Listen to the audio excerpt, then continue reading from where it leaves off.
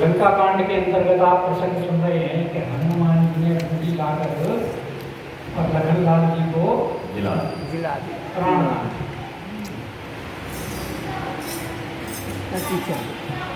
अब इधर तो लखनलाल जी की मूर्छा दूर और उधर रावण के गुप्तचरों ने उसको सूचना दी। महाराज आप जो इतनी खुशी मना रहे हैं वहां तो स्थिति ही बदल गई।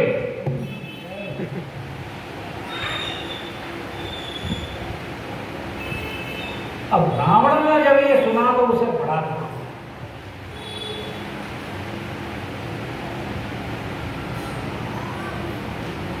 बोले इतनी मुश्किल से तो हमने कोशिश करके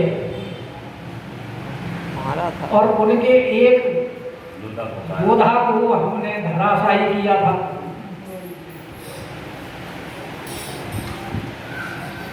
और वो भी जिंदा हो गया। हमारा तो कोई जिंदा हुआ नहीं अब तक, इतने मारे गए और उनका एक ही गिरा और वो भी उठ गया।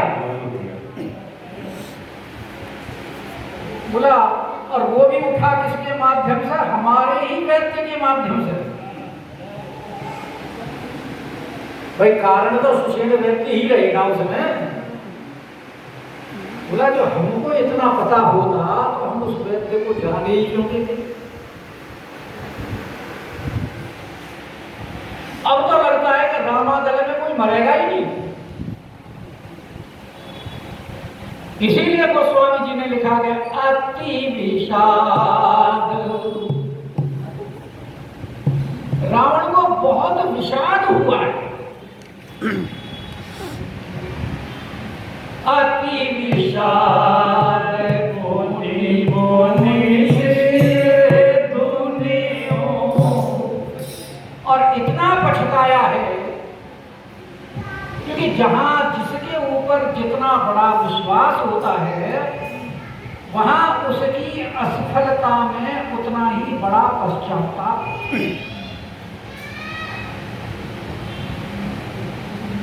इंद्रजीत के ऊपर पूरा विश्वास था, कालनेमी के ऊपर पूरा विश्वास था, क्योंकि कालनेमी मारीच के बाद में सबसे ज्यादा मायावी लंका में था तो वो कालनेमी था। तो रावण को विश्वास था कि कालनेमी हनुमान जी के मार्ग को रोक लेगा।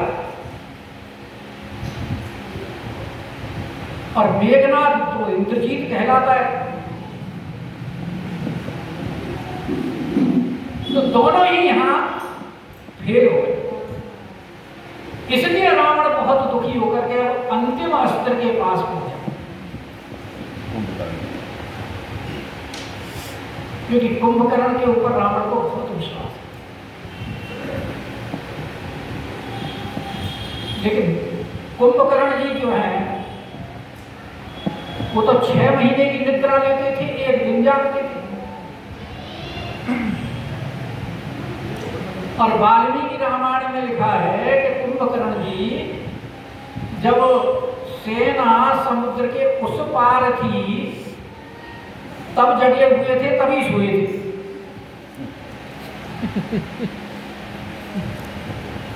और ब्रह्मा जी ने कहा था, वरदान दिया कि तुम जो सोओगे तो मृत्यु के समान सोओगे। इसलिए रावण को उन्हें उठाने में बड़े प्रयत्न करने पड़े। कि विविध जतन करे और ताही जगावा।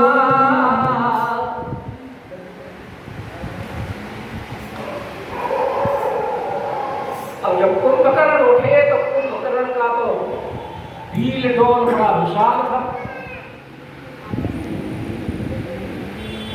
वो तो स्वयं काल के समान प्रतीत होता था। और असमय कुंभकर्ण को उठाया गया। तब कुंभकर्ण पूछता है रावण से कि कुंभकर्ण पूछा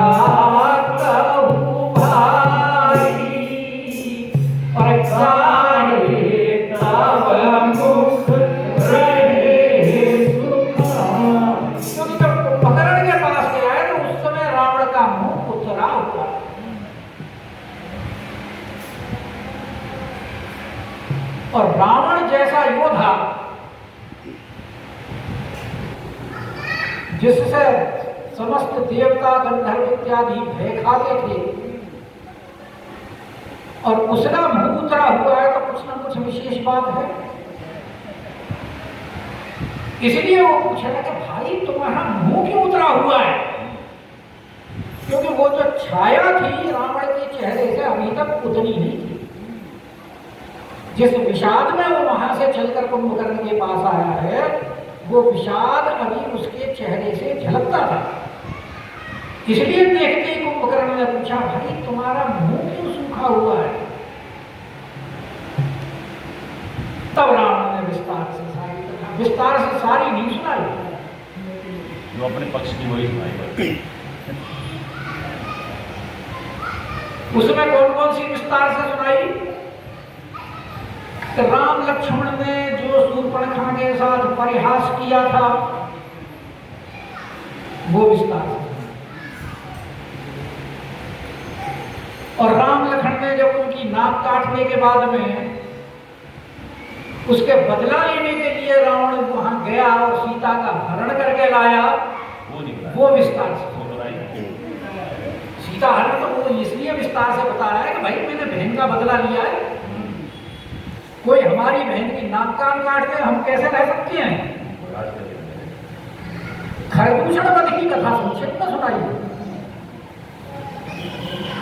और हनुमान जी के समुद्र पार करने की कथा, वहां लंका जलाने की कथा वो भी बड़े संक्षेप में सुनाई।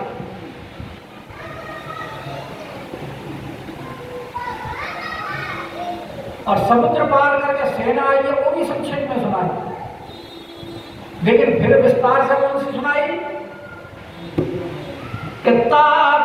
कपिल ने सब निशाचर मारे और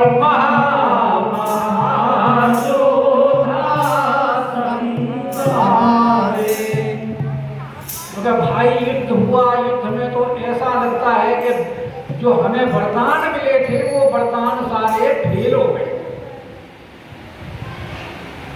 क्योंकि हमारी सेनाएं हार रही है नरवानरों से। ब्रह्मा जी ने यही तो वरदान दिया था कि हमने जो मांगा था उनसे कि हम काहू के माराई ना मारे और बानर मानुज जाति दो मारे। तो जो ब्रह्मा जी ने वरदान दिया था वो वरदान अब सत्य होता प्रतीत हो रहा है, क्योंकि महायोद्धा मारे गए हैं। आधी सेना हमारी समाप्त हो गई है, और जो जो योद्धा मारे गए उनके नाम बता रहे हैं कि दुर्मुख सूर रिपु मानुज। ये सूर रिपु कौन है? आपने राम नहीं, वो देवांतक नरांतक इत्यादि के नाम सुने होंगे ना, जो उनसे युद्ध हुआ। तो देवांतक जो है वही सुर रिपु है।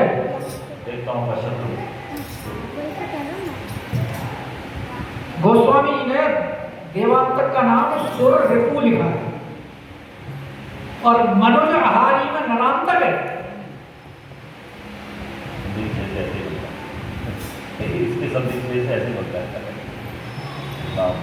है देवांतक, नरांतक, दुर्मुख, अतिकाय, अकंपन ये सब मारे गए।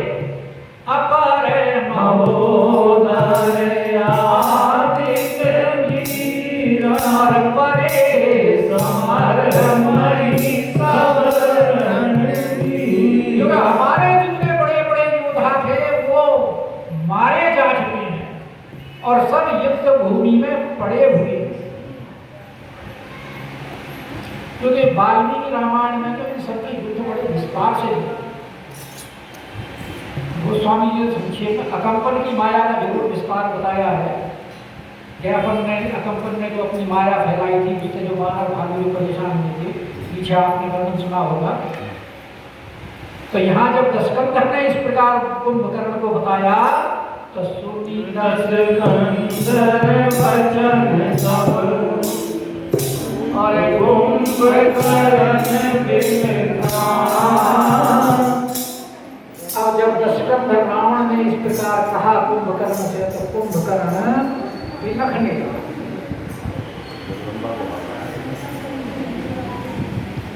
और बिलखने का कारण है उसका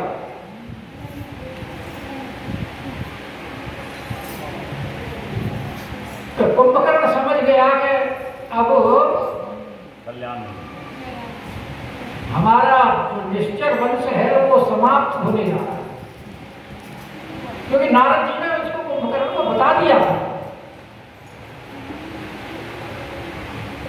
आगे आएगा वर्णन, नारद मुनि को ही ज्ञान जो कहा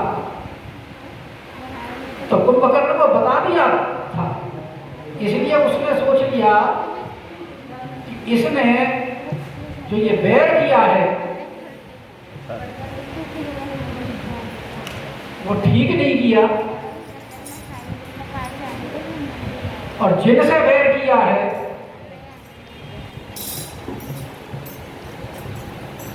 वो एक योजना के तहत यहाँ अवतार लेकर के आए हुए हैं।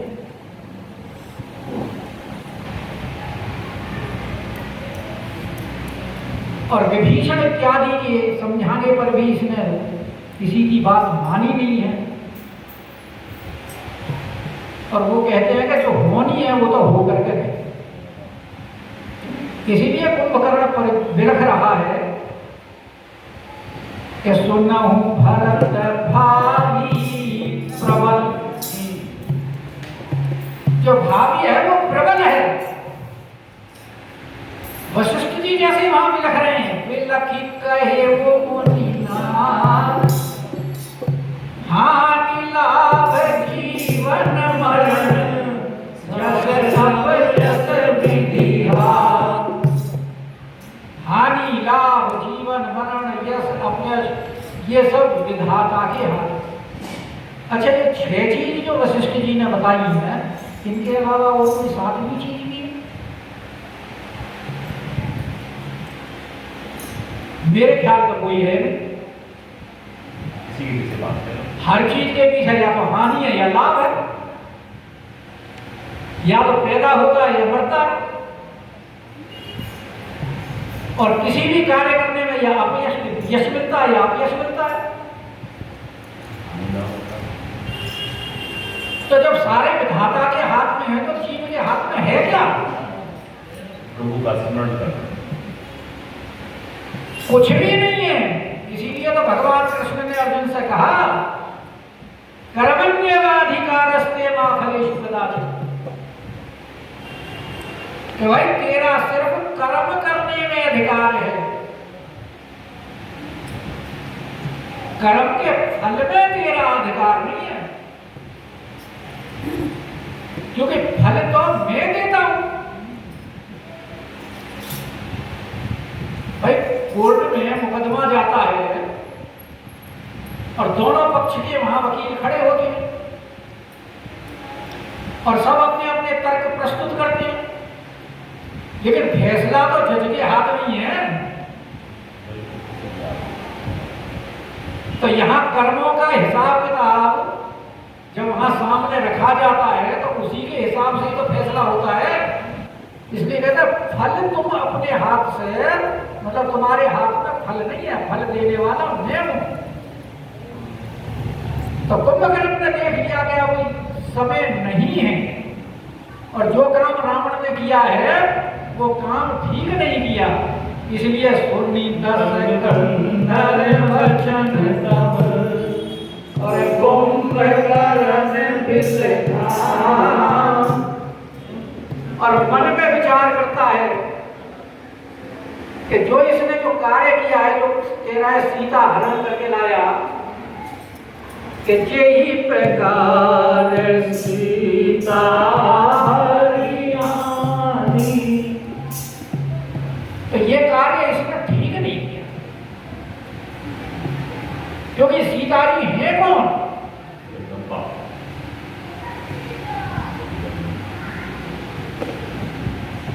सर्वश्रेयस्करीं सीतां नतोऽहं राम वल्लभाम्। उद्भव स्थिति संहार कारणीं क्लेशहारिणीं। जिनके इशारे मात्र से सृष्टि उत्पन्न होती है, पालन होता है, संहार होता है, समस्त क्लेशों के हरने वाली है, उन्हीं राघवेंद्र सरकार की प्रिय पत्नी जानकी जी का तू हरण करके और अब सोचता है कि तेरा कल्याण होगा। कि जगदम्बा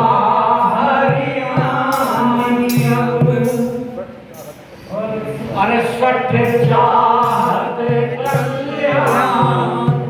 तो कुंभकर्ण जी मन में विचार कर, रावण को कहा नहीं, विचार किया है,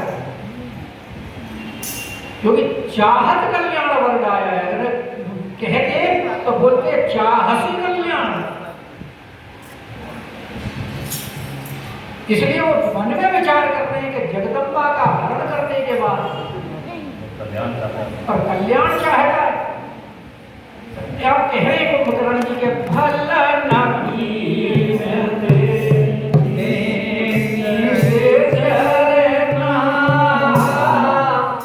हे भाई, हे राक्षसराज रावण, तूने अच्छा नहीं किया। जो कार्य तूने किया है तो कार्य करने से पहले तुझे विचार करना चाहिए, और उस समय अगर तू मेरे से विचार करता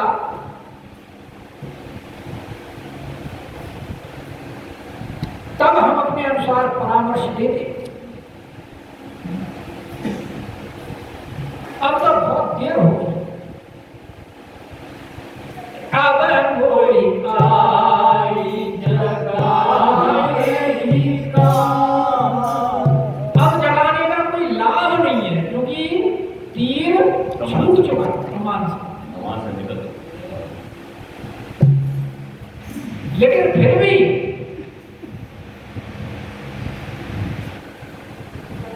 अगर तुम मेरी बात सुनने के लिए तैयार हो तो मैं निवेदन करता हूं, क्योंकि अभी भी ज्यादा कुछ बिगड़ा नहीं है। जो नुकसान हो गया वो तो हो गया, लेकिन अभी भी उसको सुधारा जा सकता है। लेकिन उसके लिए तुम्हें मेरी बात सुनने के से पहले एक काम करना पड़ेगा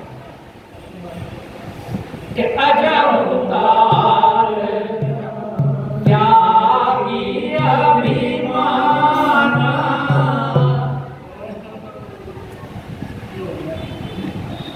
अभिमान को त्यागो सबसे पहले, क्योंकि जब कोई नीति की बात किसी को समझानी होती है उसको मृदु शब्दों में समझाया जाता है।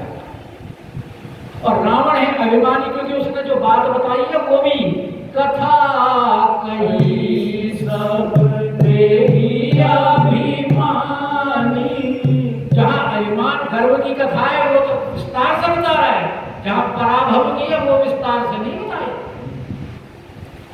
तो कुंभकर्ण समझ गया कि इसका अभिमान अभी भी नीचे नहीं आया है, इसलिए सबसे पहले उसने यही निवेदन किया कि अजउतार त्यागी अभिमान। सबसे पहले तो अपने अभिमान को त्यागो, और दूसरी बात कि भजहु राम होई कल्याण।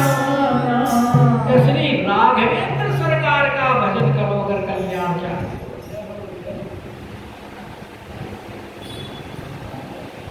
विभीषण ने भी यही कहा था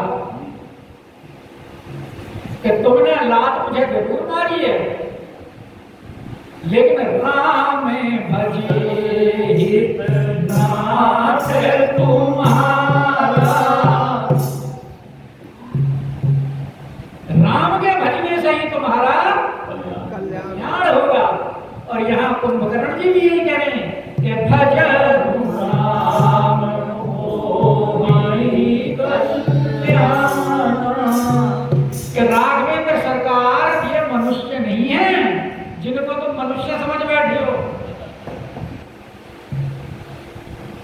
तुमने ये बहुत बड़ी गलती की है। अरे रावण, तो विचार कर, तेरे तो 10 सिर हैं, 10 बुद्धि हैं, कि हैं 10 शीश मनुज रघुनायक। क्या राघवेंद्र सरकार मनुष्य हैं? ये लक्षण मनुष्यों के हैं क्या? कि जिनके सेवक कौन हैं? जाके हनुमान से हनुमान जैसी जिनकी सेवा करने में लगे रहते हैं, उनको तू मनुष्य करके मान रहा है? भाई हनुमान को तो तूने स्वयं देखा है कि कितना बड़ा कार्य किया। 100 योजन समुद्र नांग करके यहां लंका में आया, और तूने स्वयं अपनी आंखों से देखा, तेरे सामने होते उतने सारी लंका जला दी। कि जिनके उस कृत्य का स्मरण करके कि गर्भ स्थिरहि रजनीचर,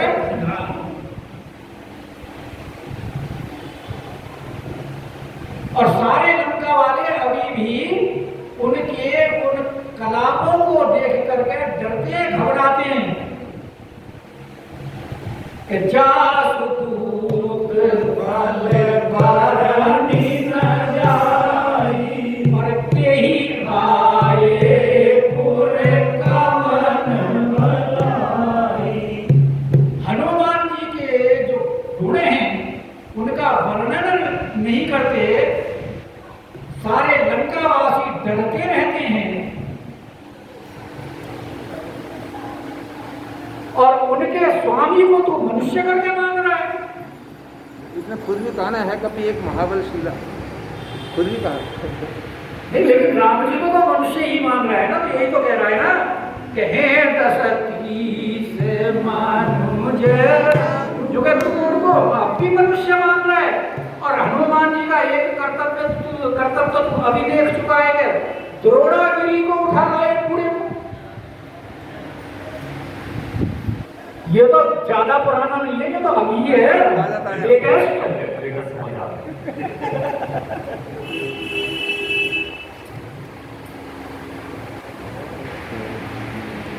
तो उनको तो मनुष्य जाके हनुमान से पायक के बंधु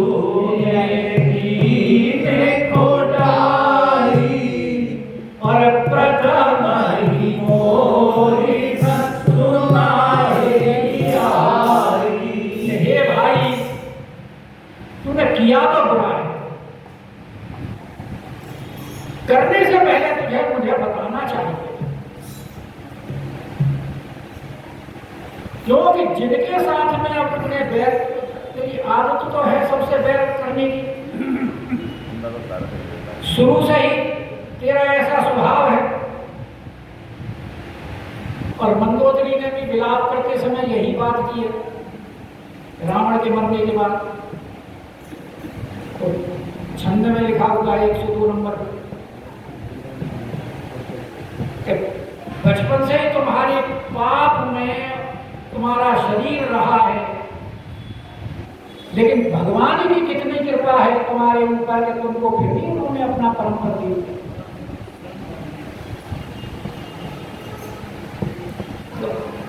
पाप में रावण का शरीर है, तो कुंभकर्ण भी ये कह रहे तुम्हारी आदत तो बचपन से ही ऐसी है, सबसे देव गंधर्व किन्नर नाग इत्यादि सबसे युद्ध करने की लड़ते, लेकिन उस आदत को तुमने अपना इतना पका लिया कि उनसे भी बैर ठान लिया।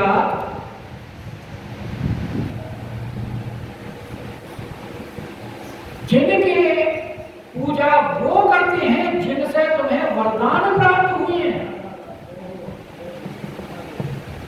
कि तीन प्रभु विरोध तुमने देवताओं से भी विरोध कर लिया, तो परम देवता है, देवताओं के भी देवता।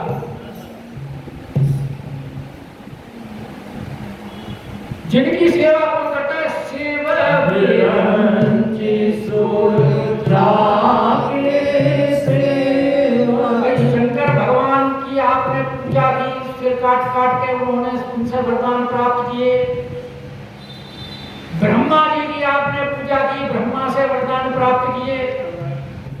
तो जिन देवों से तुमने वरदान प्राप्त किए हैं उन वही देवता उनकी सेवा करते हैं राघवेंद्र सरकार की, और उनसे ही तुमने वैर ठान लिया। तो क्या तुम ये सोचते हो कि तुम्हारा अब भला हो जाएगा? वो अपने स्वामी की सेवा करेंगे या तुम्हारा बचाव करेंगे? बल्कि तुम्हारे नाश करने में वो अपने स्वामी की सहायता करेंगे, चाहे किसी भी रूप में करें। और किया भी यही है कि ब्रह्मा जी कौन बन के आए हैं? जामवंत जी। और शंकर भगवान क्या बन के आए हैं? हनुमान जी। हरते भेद हनुमान, यही शरीर रति राम सो से ही आदर ही सुजान। वो दोहा गली में आता है ना दोहा। तो ये तो तूने ठीक नहीं किया, उनके साथ में चले जो वैर ठान लिया है वो ठीक नहीं किया। कि नारद मुनि कोई ज्ञान जोगा। एक बार नारद जी ने मुझे ये बताया था,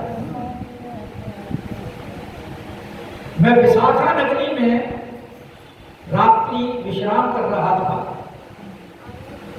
तो उस समय मुझे नारद जी के दर्शन हुए। कुंभकर्ण बता रहा हूं। तो नारद जी के दर्शन हुए, मैंने नारद जी को प्रणाम किया और पूछा नारद जी कहां से आ रहे हो? तो नारद जी बोले कि भाई तुम दोनों भाइयों के अत्याचार से दुखी होकर समस्त देवता पृथ्वी भगवान विष्णु के यहाँ गए थे और वहां मीटिंग हो रही थी, और वहां मीटिंग में निर्णय हुआ, भगवान विष्णु बोले कि मैं अवतार लूंगा मनुष्य रूप में अयोध्या में जाकर, और समस्त देवता नर वानरों के रूप में, वो वानरों के रूप में अवतार लेंगे, वानर भालुओं के रूप में, और उनका जन्म अयोध्या में हो चुका है, और उनका अवतार तुम्हारे वध करने के ही लिए हुआ है। तो ये बात मुझे नारद जी ने बताई थी। लेकिन भाई मैं तेरे को बता पाता, वो समय अब नहीं रहा कि कहते तो मैं तेरे को बताता, लेकिन समय अब वो समय जाता रहा। तो रावण बोले भाई तू जो इतने लंबे चौड़े जो उपदेश मुझे दे रहा है, मैंने तेरे को उपदेश देने के लिए थोड़ी उठाया है। अरे भाई का वो होता है कि अगर मानो गलत राह पर भी चले तो भी उसका साथ दे, और तू मुझे उपदेश देने बैठ गया। अगर तेने मेरा साथ नहीं देना तो भाई तू जाकर के फिर सो जा, मुझे तेरी आवश्यकता नहीं। कुंभकर्ण बोला भाई ऐसी बात नहीं है, मैं अपना भाईपना जरूर निभाऊंगा तेरे साथ। लेकिन नारद जी ने मुझे ये भी बता दिया था कि अगर तुमको कोई बीच में नींद से जगा देगा तो तुम्हारी मृत्यु निश्चित है। तो इसलिए अब मेरा तो अंतिम समय, इसलिए अब मेरी प्रार्थना है कि अब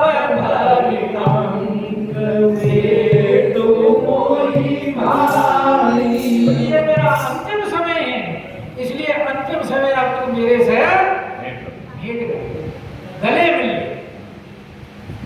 क्योंकि फिर अब दर्शन नहीं होंगे। इसलिए अब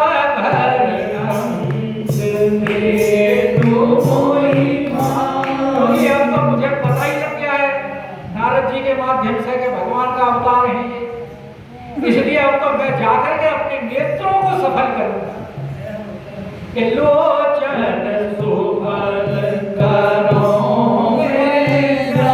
अब तो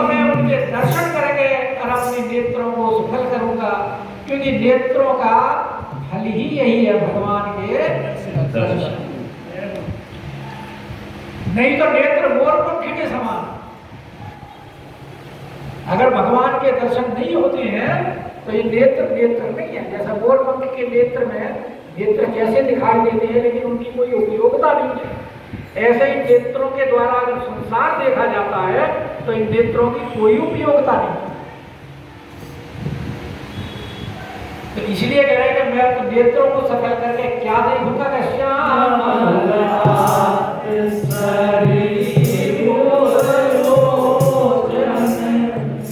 अरे देखो जाई साब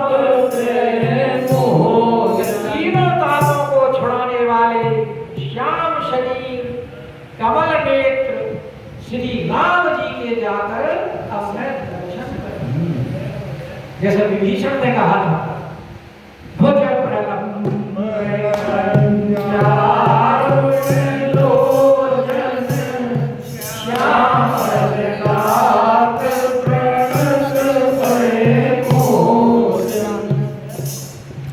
वही कुंभकर्ण, लेकिन वो ये इच्छा तो उसने मारीच ने भी की थी लेकिन मारीच ने प्रकट नहीं की और कुंभकर्ण ने प्रकट कर दिया रावण के साथ। तो इसीलिए जब कुंभकर्ण ने ये कहा कि राम रूप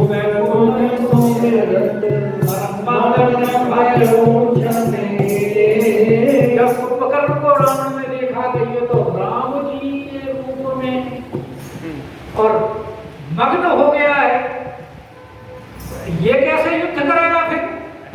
इसलिए उसने फौरन आदेश दिया अपने सेवकों को कि रावण मांगे कोटि घट तो भाई इसको तो अब तामसी वस्तुओं का प्रयोग कराना पड़ेगा